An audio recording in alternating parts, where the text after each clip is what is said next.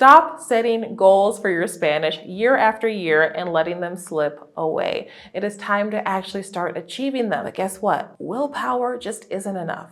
Take it from a person who has very little of that. There are 3 super simple but powerful elements that will turn your goals into reality. And I'm breaking them all down for you right now.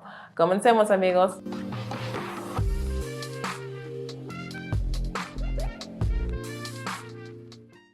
Hola mis queridos líderes del lenguaje, bienvenidos al canal, yo soy Erika. I'm a former Spanish interpreter turned Spanish teacher and language coach, now living and loving life abroad in Mexico. And over the past 5+ years, I've had the immense privilege of helping hundreds of Spanish learners through my online programs go from nervous small talk to heartfelt conversations with their family, friends, and members of their community. So if that is something that you're striving for, you can start by hitting that subscribe button so you don't miss a thing. Another year has come and gone. And this is the time where a lot of us start to reflect back on last year, what went well, what didn't, and we start making plans for the year to come. And while that's amazing, when it comes down to your Spanish learning journey or any personal journey that you may be on, goal setting is just a small piece of the puzzle. Our goals are simply ideas that set the direction for our learning. And from there, our learning has to be built on good systems that we establish. So it's the system that we'll focus on today. But I have something to ask of you.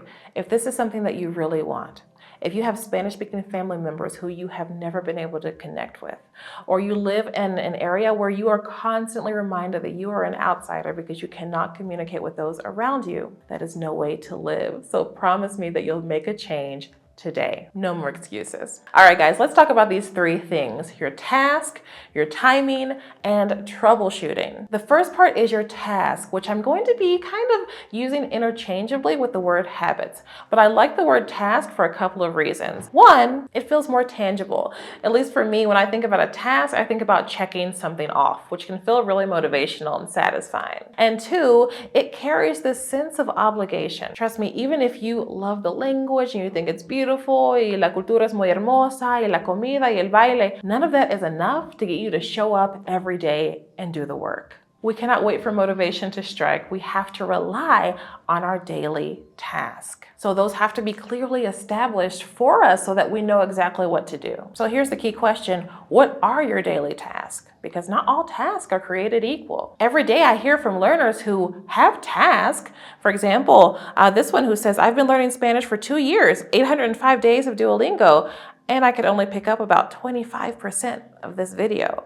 Or my overconfident self thought I could understand this with 100 days of Spanish learning on Duolingo. And I get it, these are tasks.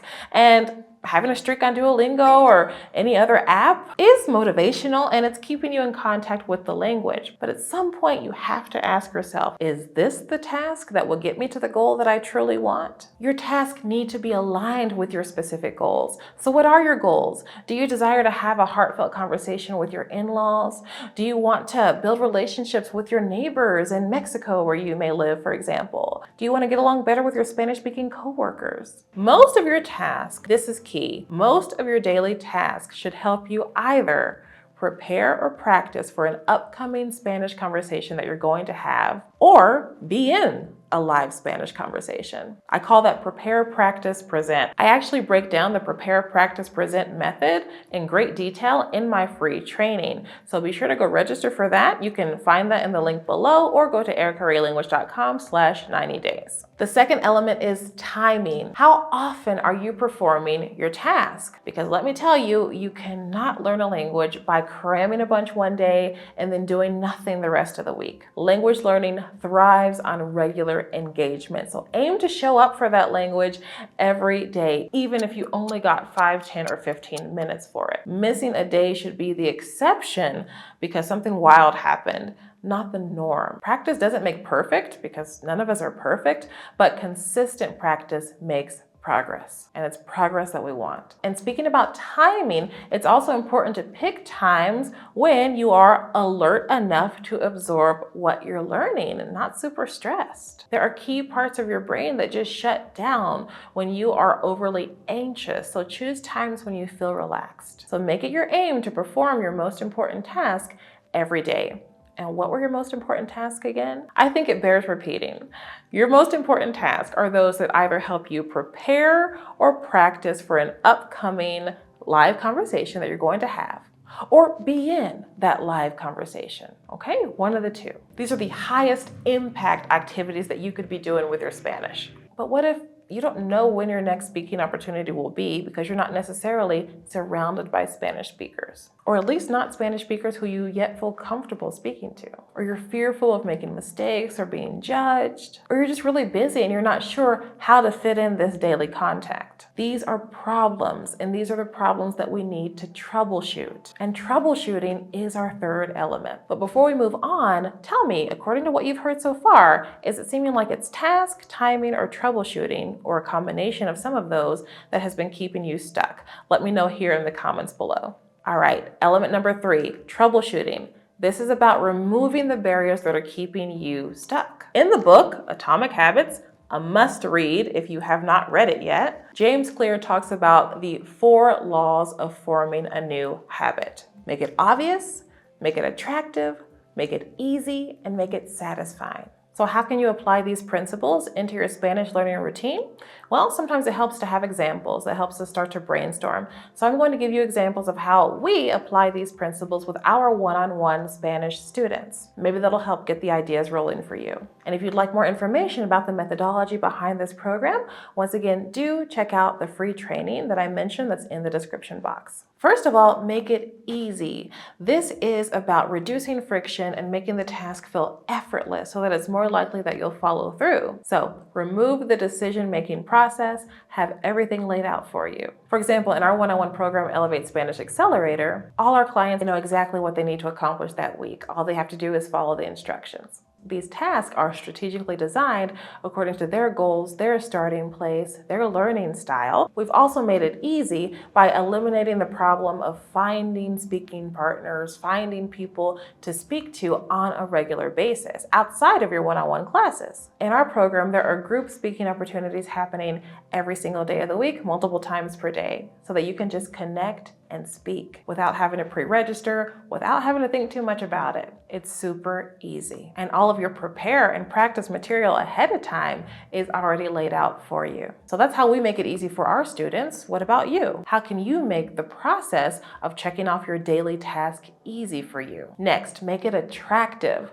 We are naturally drawn to things that seem appealing and pleasing, or that we find enjoyable. And one way that James talks about in his book is making the habit pleasing by making it socially attractive. We know that we tend to adopt the behaviors of those who are in our social groups. So we need to find people who are already practicing that thing that we want and associate with them. And that's why we have a group portion to our one-on-one program, so that you can involve other people in your learning who are learning right alongside you.